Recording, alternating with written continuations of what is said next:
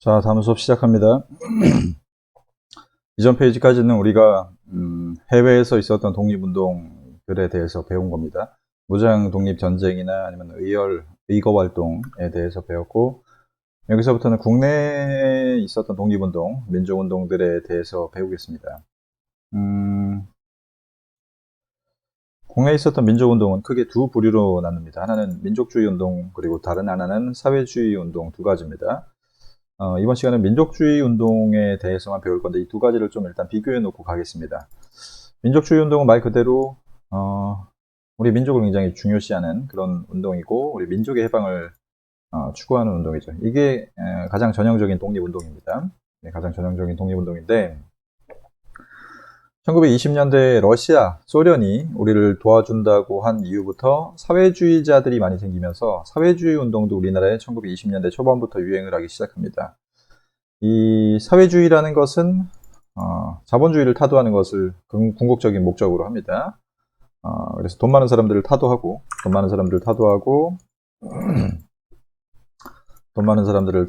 그 다음에 노동자들을 해방시키는 것을 목적으로 한다. 민족주의 운동은 우리 민족의 해방을 추구했었지만은 이 사회주의 운동은 돈 많은 사람들로부터, 그러니까 사장, 아니면 지주, 자본가 이런 사람들로부터 돈이 없는 서민들이 해방되고 평등한 사회가 되기를 원하는 그런 운동입니다. 다만 이 사회주의 운동을 처음에 시작을 했던 사람들은 대부분은 이제 독립운동을 했던 사람들이기도 합니다. 러시아, 소련이 우리를 도와준다고 하면서 여기 사회주의적인 방식을 약간 도입을 한다고 그랬었죠. 그래서 근본적으로는 둘 다 독립운동이기는 한데 이 사회주의 운동은 궁극적으로는 노동자 해방을 추구했다는 거. 그래서 이 사람들은 일본으로부터의 해방뿐만이 아니라 우리 국내에 있었던 지주, 땅 주인들이나 아니면 자본가, 그러니까 돈 많은 한국인도 타도 대상이었기 때문에 약간 둘의 차이점이 있었다라고 생각을 하면 됩니다.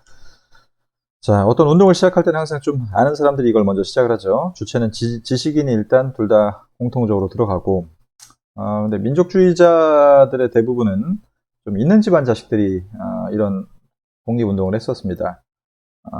그래서 지주나 자본가들을 중심으로 해서 이런 운동들을 했었는데 비해서 사회주의 운동은 아까도 얘기했지만은 없는 사람들을 해방시키는 것이 궁극적인 목적이었었기 때문에 주로 농민과 노동자가 주체가 되어서 사회주의 운동을 적극적으로 진행했었다라는 점을 알면 되고, 그 다음에 방향을 보면은 민족주의 운동은 당시 실력 양성이라는 방식으로 진행이 됐었습니다. 이건 이제 국내 상황이야. 해외에서는 뭐 외교론도 있었고, 아니면 뭐 무장투쟁도 있었고 그랬었는데, 국내에서는 실력 양성 운동의 방식으로 우리가 지금 힘이 없기 때문에, 우리가 지금 강하지 않기 때문에 일본에게 지배당하는 것이어서 우리의 힘을 키우자라고 하는 운동이고, 힘을 키우려면은 교육과 산업을 중심적으로 양성을 시켜야 된다라고 주장을 했었던 운동입니다. 대표적인 운동은 국내 국산품을 이용하자는 물산 장려 운동, 그 다음에 대학을 설립하자는 밀립대학 설립 운동, 그 다음에 농촌의 교육을 장려하는 농촌 계몽 운동 등이 대표적인 실력 양성 운동이라고 볼 수 있고, 사회주의 운동은 여기 농민과 노동자가 중심이 됐었기 때문에 소장농들의 투쟁이나 노동자들의 투쟁이 중심이 돼서 가장 대표적인 투쟁에 암태도와 원산의 쟁의가 제일 대표적인 쟁의라고 알아두면 됩니다. 그래서 이번 시간에는 민족주의 운동만 볼 거고 다음 시간에 사회주의 운동이 다시 한번 나올 겁니다. 자, 그래서 여기 실력 양성 운동의 대두 일단 배경부터 보겠습니다. 배경을 보면은 일본이 문화 통치 방식으로 스타일을 바꾸면서, 그리고 외교 활동이 일단 우리가 다 실패했다고 그랬었죠. 독립운동을 했던 사람들의 외교 활동이 다 실패를 하면서 민족주의 운동 계열에서는 야, 지금 이대로는 외교 활동으로는 택도 없겠다. 일단 우리가 힘을 키워야 된다라고 하는 실력 양성 운동을 주장하기 시작을 합니다. 그래서 일단은 먼저 실력 양성을 하자. 그리고 독립은 나중에 하자라고 하는 그런 주장이었었는데, 실력 양성을 위해서는 산업이나 교육이나 어떤 문화적인 측면에서 우리가 이런 것들을 육성하는 그런 활동들을 하자라고 했었고, 계속 그래서 실력 양성을 해요. 양성을 하는데 독립은 나중에 하다가 이 민족주의 운동가들, 특히 돈 많은 사람들 중심으로 하는 이 민족주의 운동가들에서 독립을 나중에 하다가 결국은 친일파로 돌아서는 사람이 좀 많이 등장하게 됩니다.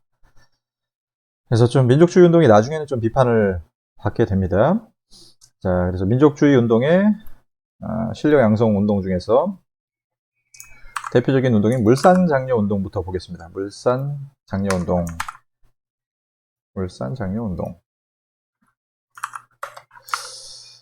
그리고 실력 양성 운동의 이론적 기반은 사회 진화론이라고 하는 이론이 배경으로 자리 잡고 있습니다. 왜냐하면은 당시 진화론이라는 거 알죠, 여러분들? 그 원숭이가 점점 진화해서 인간으로 되는 거. 그걸 그러니까 사회에다 적용한 거야. 국가에다가 적용을 한 건데, 이 진화론의 핵심 이념은 약한 자는 먹힌다는 거죠. 약한 자는 먹힌다. 그리고 적응한 자만 생존하고 우수한 자만 승리한다. 라고 하는 이 세 가지 이론이 핵심적인 이론인데, 우리가 강해져서 승리하기 위해서는 결국은 실력 양성을 해야 된다라고 하는 이론으로 시작된 게 바로 실력 양성 운동입니다. 그래서 요 사회 진화론이라고 하는 단어 교재에는 나오지는 않지만은 잘 기억하고, 자, 그래서 대표적인 운동으로 일단 산업 육성 운동의 대표인 물산장려 운동입니다. 물산장려 운동. 이거는 쉽게 얘기해서 우리나라 민족 산업을 보호하자. 그래서 일본 상품 쓰지 말고 우리나라 국산품을 애용하자는 거죠. 국산품을 애용하자. 당시 국산품을 토산품이라고 했었습니다. 이 운동이 대표적인 운동이 이제 물산장려 운동입니다. 이 물산장려 운동이 일어나게 된 배경을 보면은 일단 3.1운동 직후에 한국인 기업들이 조금씩 나타나기 시작을 했었고, 회사령이 20년도에 폐지가 되죠. 회사령이 20년도에 폐지가 돼서 신고제도로 바뀌게 됩니다. 회사를 지을 때는 신고만 해도 우리가 회사를 지을 수가 있게 됐고, 이 와중에 일본 관세가 23년도에 철폐돼요, 실제로. 이때 이제 이거를 철폐한다 만다 하는 그런 얘기가 나오니까는 그나마 생겼던 한국인 회사들이 위기의식을 느끼면서 시작을 했던 운동이 물산장려 운동입니다. 그래서 우리 민족의 경제적인 자립을 추구했었고, 그러니까 쉽게 얘기해서 우리 기업들 키워주자는 거야. 일본 기업 거 사먹지 말고 우리 경제가 좀 자립을 해서 우리 기업으로만 좀 경제를 이끌어 나가자라고 했었던 운동이 물산장려 운동입니다. 물산장려 운동을 처음에 시작했던 대표적인 사람은 바로 평양의 독립운동가였던 조만식이라고 하는 사람. 이게 이제 젊었을 때, 나중에 나이 들었을 때 사진입니다. 조만식이라고 하는 사람이 평양에서 시작을 했었고, 서울에 나중에 물산장려회가 조직되고 나서 전국적으로 확산됩니다. 전국적으로 확산이 된다. 주요 주장 내용은 일본 상품 쓰지 말고 우리 거 쓰자. 그리고 근검 절약하자. 뭐 금연 같은 거 하자. 같은 것들을 추진을 해서 제일 대표적인 슬로건은 조선 사람 조선 것으로. 그리고 내 살림 내 것으로. 이런 슬로건도 알아둬야 됩니다. 너무 중요한 것만 너무 다 중요하다고 했네요. 여기 물산장려 운동의 포스터를 하나 좀 보겠습니다. 이거 어떻게 읽어요? 자스칼이 우거뜬 망가리가 아니라, 예전에 거꾸로 읽었지? 우리가 만든 것 우리가 쓰자. 우리 손으로 만든 광목이라고 하는 당시 옷입니다. 옷감. 무명 옷감입니다. 태극성이라고 하는 브랜드에서 나왔던 광목이라고 하는 제품이야. 옷입니다. 옷. 뭐 나이키 그런 거, 뭐라고 해야 돼 이거? 뭐 자라 뭐 그런 겁니다. 그래서 이제 우리 상품을 사자. 여기 옷을 사도 태극성이라고 하는 브랜드의 광목을 사주세요. 이렇게 홍보를 하고 계속 이제 신문에도 광고하고 그런 거야. 신문에도 광고하고 우리 거 우리가 입고 우리가 팔자. 우리가 팔고 사자. 라고 했었던 캠페인이고, 역시 뭐 퍼레이드 행사도 했었고, 여기 서평양에서 서울인가? 어쨌든 퍼레이드 행사도 했었고, 신문에 광고도 내고 하는 식으로 해서 진행을 했는데, 이게 결국은 실패하게 되죠. 이 운동이 중간에 실패하게 돼서, 일단 일본이 탄압하는 건 당연한 거고 일부 이제 사장놈들이 이걸 이용해서 가격을 올려요. 제품들의 가격을 올려. 예를 들어서 아까 여기 광목이라고 하는 제품이 한 벌에 뭐 10,000원이었는데 갑자기 막 많이 사주니까 갑자기 막 2만 원, 3만 원으로 가격을 올리는 거야. 그런 현상이 나타나자 이제 여러 사람들이 비판을 하기 시작을 했고, 특히 사회주의자들이, 야, 이것이 니네 돈 많은 사장놈들이 니네들 돈 벌려고 하는 거 아니야? 하는 이기적인 운동이라고 비판을 합니다. 사회주의 계열이, 야, 니네가 돈 벌려고 지금 이거 하는 거 아니야? 그래서 여기 비판글이 여기 나온 게 이건데, 물산장려 운동의 도화선이 된 것이 누구냐? 가장 우두머리가 누구냐? 저들의 사회적 지위로 뭘로 보나? 결국 중산계급이다. 중산계급이라는 건 돈 많은 계급이라는 거야. 걔네들 비판하는 거야. 지금 사회주의자들은 돈 많은 애들 싫어한다고 했었죠. 그래서 실상을 말하면 노동자에게는 새삼스럽게 물산장려를 말할 필요가 없다. 왜냐면 노동자들은 없는 사람들이니까 비싼 외제품을 쓰지 못하고 국산품을 쓸 거 아니야. 그들은 자본가 중간 계급이 양복이나 비단 옷을 입을 때 무명과 배옷을 입었고, 그러니까 없는 농민과 노동자들은 양복이나 비단 옷을 못 입고서 무명과 배옷을 입었고, 그 다음에 저들 자본가가 위스키나 정종을 마시는, 정종은 일본 술이야. 이걸 마시는 대신에 소주나 막걸리를 먹지 않았던가. 야, 니네들 돈 벌려고 했던 운동이지 우리는 원래 물산장려 했었어 라고 비판하면서 이 물산장려 운동 자체를 완전히 이제 너무 이제 심하게 비판을 하고 하니까는, 그리고 가격도 오르고 하니까 이게 결국은 실패하게 됩니다. 이게 물산장려 운동이고, 오늘 수업을 빨리 끝내는 게 목표인데 20분 안 넘기도록 해볼게요. 그 다음에 했던 운동은 밀립대학 설립 운동입니다. 일본이 우리나라 사람들 교육시킬 때 일본말 잘하는 기술자로 키우고 싶어 한다고 했었죠. 그래서 우민화 교육, 이거 예전에도 배운 적이 있었는데, 우민화 교육을 해서 보통 교육, 그러니까 초등학교 교육과 실업교육이라는 건 기술자 교육이야. 그런 것만 시키니까는 이걸 극복하기 위해서 대학을 세우고자 합니다. 대학. 이걸 시행했던 대표적인 사람이 이상제와 이승훈이라고 하는 독립운동가. 두 명 다 중요합니다. 이승훈, 이 사람은 이승훈인데, 이승훈은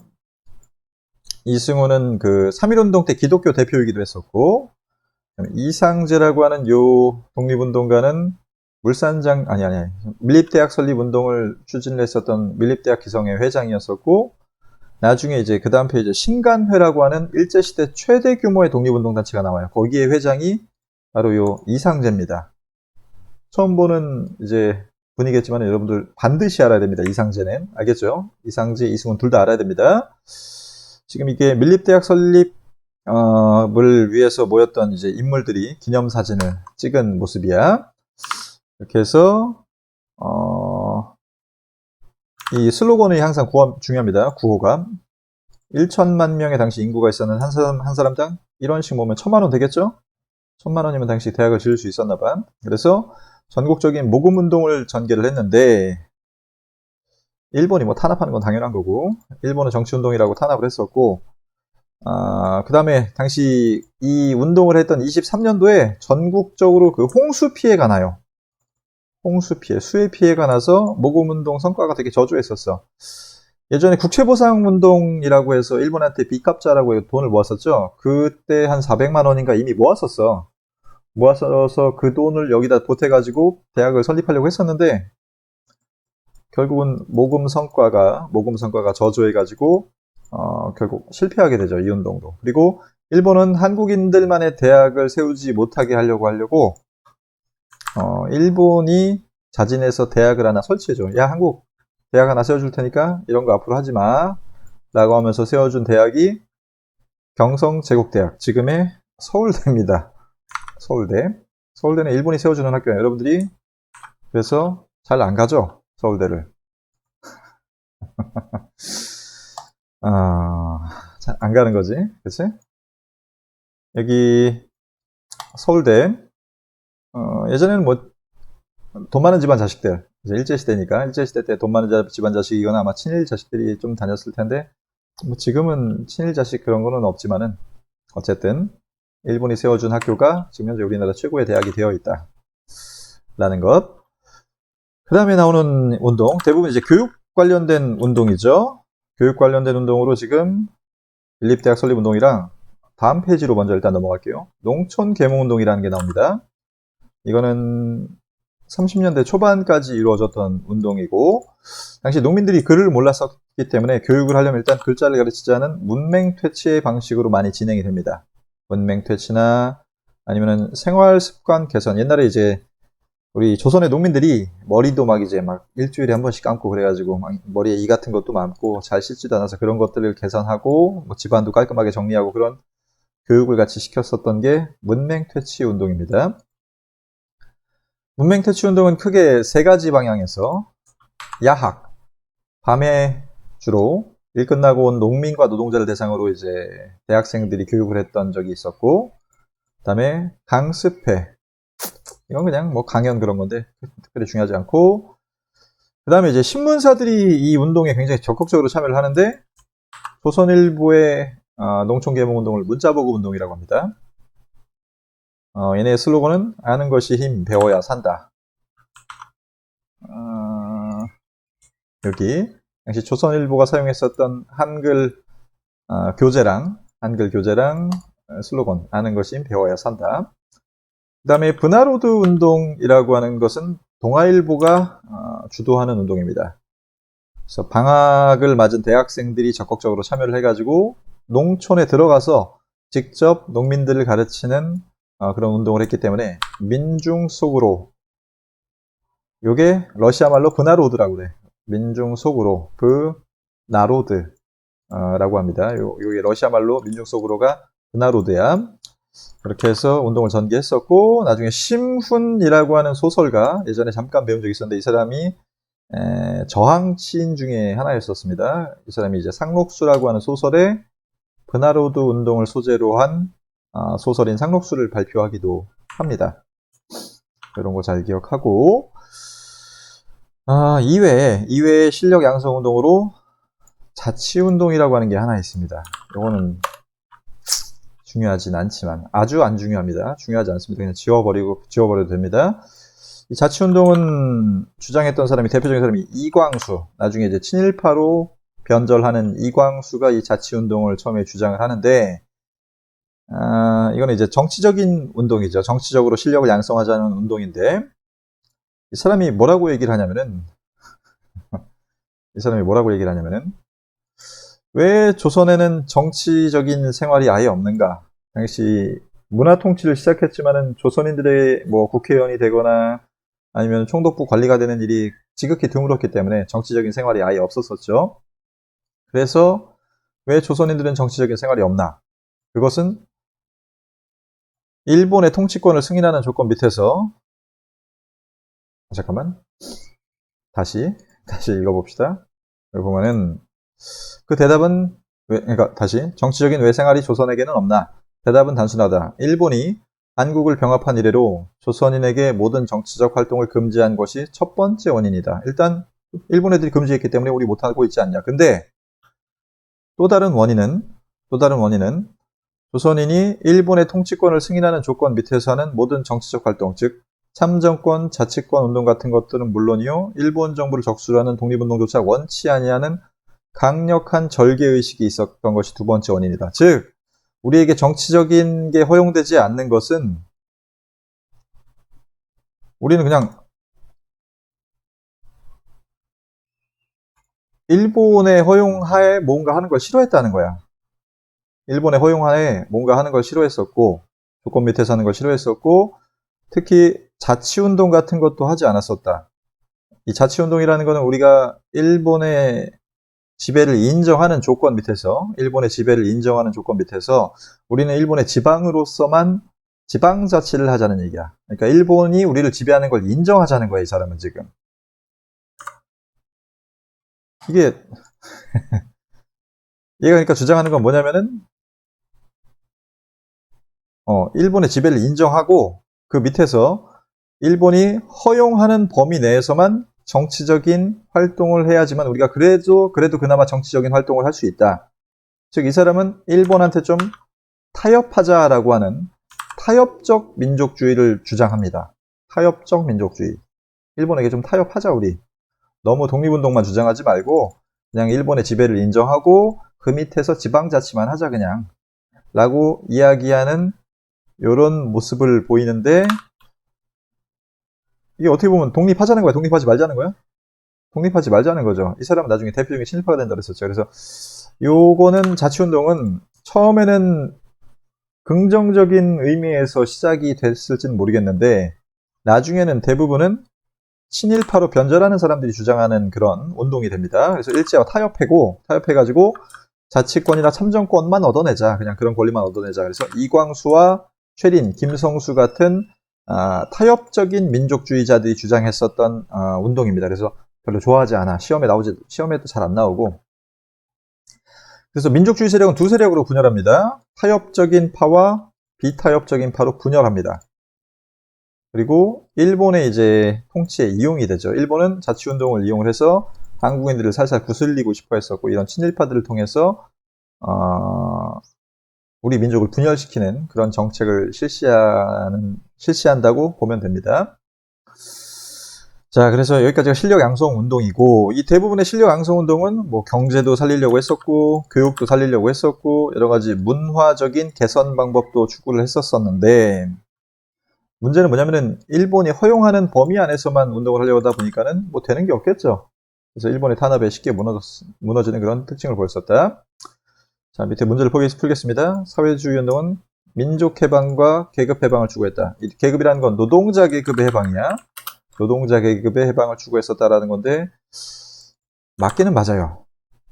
아까 얘기했지만은 사회주의 운동은 노동자의 해방을 추구하긴 했었지만 기본적으로 얘네가 독립운동가들이라고 그랬었죠, 얘네들은. 그래서 민족 해방을 추구하기는 합니다. 민족 해방을 추구하기는 합니다. 그 다음에 물산장려운동은 나라 빚을 갚자는 취지로 평양에서 시작합니다. 대구에서 시작한 건 국채보상운동이야. 그 다음에 의회 설립을 일본이 허용 안 해요. 아무것도 안 해줘. 그냥 자치운동은 그냥 이용만 당했을 뿐이야. 친일파들이 주장했었던 일본에게 이용당한 운동이야. 분하로드 운동은 민중 속으로라는 뜻이고, 일제가 허용하는 범위 안에서만 했던 게 실력 양성 운동이다. 조만식 물산장려, 조선일보 문자보급, 최린 이광수 자치운동, 이상재 이승훈 밀립대학. 그 다음에 산업 육성을 위해서 했었던 것은 물산장려. 그 다음에 밀립대학이 정치운동이라고 탄압당했었고, 동아일보는 변화로드 운동을 했었죠. 사회주의자들은 물산장려 운동을 비판했었죠. 그 다음에 실력 양성 운동이 경제, 교육, 문화적인 운동이었었다. 그 다음에 이거 슬로건들, 구호들 중요하다고 했었습니다. 이거는 밀립대학, 이거는 문자보급, 이거는 물산장려, 이거는 변화로드, 그리고 자치운동까지, 여기까지가 끝.